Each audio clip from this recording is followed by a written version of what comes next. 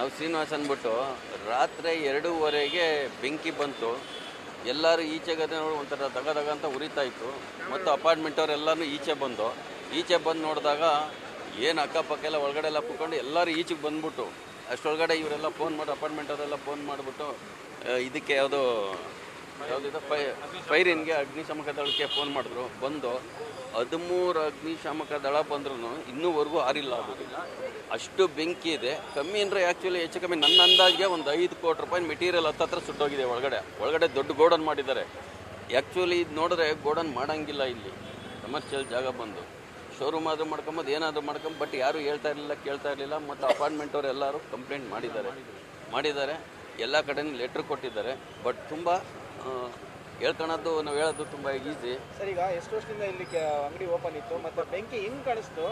ಒಳಗಡೆ ಎಷ್ಟು ಜನ ಇದ್ರು, ಅವ್ರನ್ನ ಹೆಂಗೆ ರೆಸ್ಕ್ಯೂ ಮಾಡಿದ್ರು ಸರ್? ಒಂದು 25 ಜನ ಹತ್ತತ್ರ 25 ವರ್ಷದಿಂದ ಫ್ಯಾಕ್ಟ್ರಿ ಇದೆ ಇದು. ಅದು ಒಳಗಡೆ ಒಂದು 7-8 ಜನ ಇಲ್ಲೇ ಕೆಲಸ ಮಾಡಿ ಒಳಗಡೆ ಅಡುಗೆ ಮಾಡ್ಕೊಂಡು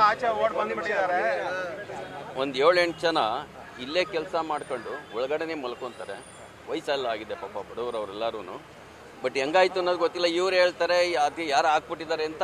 ಅದು ಅನಿಸಿಕೆ ನನಗೆ ಯಾರೋ ತಿಳಿಸಿದ್ರು ಆಗಿಲ್ಲ. ಮೋಸ್ಟ್ಲಿ ಇವರು ಸೊಳ್ಳೆಗೋ ಏನೋ ಅಂಟ್ರಿಸಕ್ಕೆ ಹೋಗಿ ಅದು ಹಂಗೆ ಹತ್ಕೊಂಡು ಒಳಗಡೆ ಹಂಗೆ ಬಗ್ಗಂತ ಇದಾಗಿರೋದು. ಪಾಪ ಇವ್ರು ಮಲಗಿದ್ದಾರೆ. ಯಾವ ಮಲಗಿ ಅಕ್ಕಪಕ್ಕ ಬೆಂಕಿ ಜಾಸ್ತಿ ಆಗಿ ಗ್ಲಾಸ್ ಎಲ್ಲ ಒಡೆದೋಗ್ಲಿ ಅಕ್ಕಪಕ್ಕದವರೆಲ್ಲ ಕೂಗಾಡ್ಕೊಂಡು ಓಡಿ ಬಂದಿದ್ದಾರೆ. ಮತ್ತು ಇವರೆಲ್ಲ ಅಪಾರ್ಟ್ಮೆಂಟಲ್ಲೇ ಇರೋದು. ಅದು ಎಲ್ಲ ಏಟಾಗಿ ಹೋಗಿದೆ. ಅಷ್ಟು ಬಂದಾದ್ಮೇಲೆ ಫೈರ್ ಇಂಜಿನ್ ಬಂತು, ಎಲ್ಲ ಆರಿಸ್ತಾ ಇದೆ. ಇಂಥ ಗಂಟೆ ಆರಿಸ್ತಾ ಇದೆ. ಒಂದು ಭಾಗ ನಮಸ್ಕಾರ. ಅಪಾರ್ಟ್ಮೆಂಟ್ ಅಲ್ಲಿ ನೋಡಿ ಸರ್, ಕಿಚನ್ ಸೈಡು ಲೆಫ್ಟ್ ಸೈಡಲ್ಲಿ ಅಗ್ನಿ ಅವಘಡ ಏನಾಗಿದೆಯೋ ಅದರ ಲೆಫ್ಟ್ ಸೈಡಲ್ಲಿ 4 ಫ್ಲೋರ್ ಕಿಚನ್ಗಳಲ್ಲಿ ಎಲ್ಲ ಡೋರ್ಗಳು ಸುಟ್ಟೋಗಿದೆ. ಆ ಕಿಚನ್ ಏನೇನು ವಾರ್ಡ್ರೋಬ್ಸು ಎಲ್ಲ ಏನಿದೆಯೋ ಕಿಚನ್ ಎಕ್ವಿಪ್ಮೆಂಟ್ಸು ಅದೆಲ್ಲ ವಿಂಡೋಸು, ಡೋರ್ಸು, ಬಾಲ್ಕನಿ ಗ್ರಿಲ್ಸ್ ಎಲ್ಲ ಮೆಲ್ಟ್ ಆಗಿದೆ. ಆ ಬಿಸಿ ತಾಪಕ್ಕೆ ಮೆಲ್ಟ್ ಆಗಿಬಿಟ್ಟಿದೆ ಎಲ್ಲ. ಅದು ಈ ಅವಘಡ ಹೆಂಗಾಯ್ತು ಅಂತ ನಾವು ಏನು ಹೇಳೋಕ್ಕಾಗಲ್ಲ. ಯಾಕಂದರೆ ನಾವು ಅಗ್ನಿ ಅವಘಡ ಆಗಿದೆ ಅಂತ ನಮ್ಮ ಸೆಕ್ಯೂರಿಟಿ ಗಾರ್ಡ್ ಬಂದು ಹೇಳಿದ ತಕ್ಷಣ ಎಲ್ಲ ಹಿರಿಯ ನಾಗರಿಕರನ್ನೆಲ್ಲ ಇಮ್ಮಿಡಿಯೇಟಾಗಿ ಎಲ್ಲರನ್ನೂ ಆಚೆ ಕರ್ಕೊಂಬಂದು ಫೈರ್ ಎಕ್ಸ್ಟಿಂಗ್ವಿಷರ್ಗಳನ್ನೆಲ್ಲ ರೆಡಿ ಇಟ್ಕೊಂಡು ಎಲ್ಲ ಸಿಲಿಂಡರ್ಗಳ್ನು ಡಿಸ್ಕನೆಕ್ಟ್ ಮಾಡಿ ಇಮ್ಮಿಡಿಯೇಟಾಗಿ ಎಲ್ಲ ಅಷ್ಟು ಜನ 32 ಮನೆ ನಿವಾಸಿಗಳೆಲ್ಲ ದಡ ಅಂತ ಇಳಿದಿದ್ವಿ. ಲಿಫ್ಟ್ಗಳೆಲ್ಲ ಆಫ್ ಮಾಡಿದ್ದೀವಿ, ಎಲೆಕ್ಟ್ರಿಸಿಟಿ ಎಲ್ಲ ಆಫ್ ಮಾಡಿದ್ದೀವಿ, ವಾಟರ್ ಲೈನೆಲ್ಲ ಓಪನ್ ಮಾಡಿ ಬಿಟ್ಬಿಟ್ಟು ಬಂದ್ವು. ಇಮ್ಮಿಡಿಯೇಟಾಗಿ ಆ ಫೈರ್ ಆಕ್ಸಿಡೆಂಟ್ಗೆ, ಆ ಅಗ್ನಿ ಅವಘಡಕ್ಕೆ ಏನಾಯಿತು ಅಂದರೆ ಎಲ್ಲ ವಿಂಡೋಸ್ ಗ್ಲಾಸನ್ನು ಪುಡಿ ಆಗ್ಬಿಟ್ಟಿದೆ. ಅಷ್ಟು ತಾಪಮಾನ ಇತ್ತು.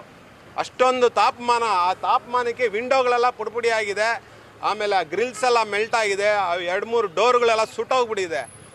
ಅದು ಅಷ್ಟು ದೂರದಲ್ಲಿದ್ರೂ ಆ ದೂರಕ್ಕೂ ಅಷ್ಟು ಇಂಪ್ಯಾಕ್ಟ್. ಸುಮಾರು ಒಂದು 15-20 ಅಡಿ ಪಕ್ಕದಲ್ಲೇ ಅಪಾರ್ಟ್ಮೆಂಟ್ ಇದೆ. ಅಷ್ಟು ಅಪಾರ್ಟ್ಮೆಂಟ್ ಆ ಲೈನ್ ಫುಲ್ಲು ಎಲ್ಲಿ ಅಗ್ನಿ ಅವಘಡ ಆಗಿದೆಯೋ ಅದಕ್ಕೆ ಎದುರುಗಡೆ ಇರೋ ಎಲ್ಲ ಕಿಚನ್ಗಳೂ ಸುಟ್ಟೋಗಿದೆ. ಸುಮಾರು ಕರ್ಕಲಾಗ್ಬಿಟ್ಟಿದೆ ಬಿಲ್ಡಿಂಗು. ಇಮ್ಮಿಡಿಯೇಟಾಗಿ ನಮ್ಮ ಸೆಕ್ಯೂರಿಟಿ ಅಲರ್ಟ್ ಮಾಡಿದ್ದಾರೆ. ಅವರಿಗೆ ತುಂಬ ಥ್ಯಾಂಕ್ಸ್ ಹೇಳ್ತೀವಿ.